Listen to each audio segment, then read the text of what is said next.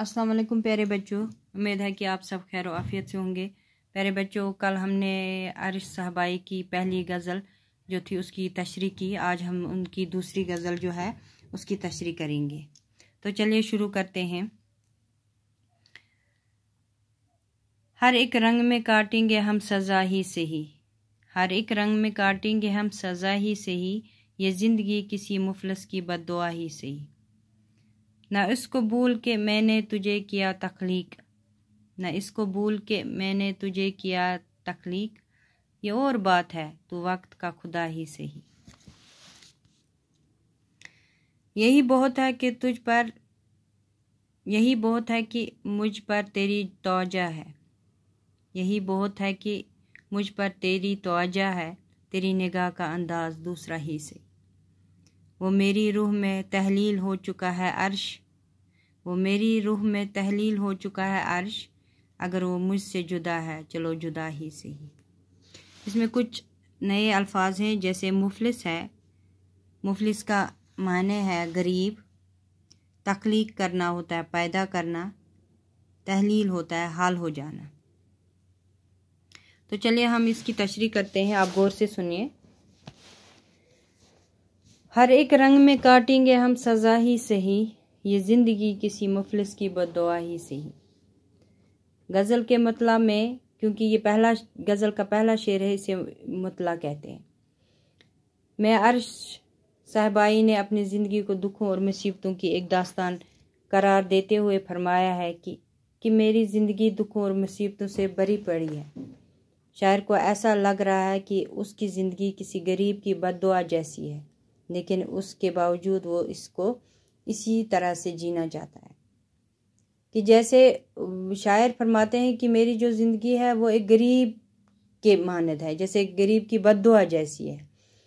कि जैसे गरीब अपनी ज़िंदगी कैसे गुजारता है, बहुत मुफलिस में गुजारता है, बहुत तंगी में गुजारता है, बहुत मुसीबतों में गुजारता है। इसी तरह मुझे भी मेरी ज़िंदगी लग रही है, मुसीबतों की भरपूर ज़िंदगी है मेरी, दुखों की, लेकिन फिर भी इसके बावजूद भी मुझे इससे जीना चाहता हूँ, मैं इससे जीना चाहता हूँ।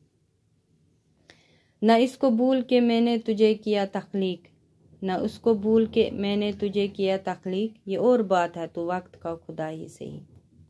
इस शेर में शायर ने इंसान के गुरूर और घमंड की मलामत करते हुए फरमाया है कि इंसान पैदाइश से जवानी तक कई मरहल से गुजरता है, और जब वो जवानी की दहलीज पर कदम रखता है तो वो अपने आप को नमरूद और फ़िरौन की तरह खुदा समझने लगता है, और ये भूल जाता है कि असल में उसका पैदा करने वाला, उसको पालने वाला सिर्फ खुदा ही है, जिसने उसको पाला है।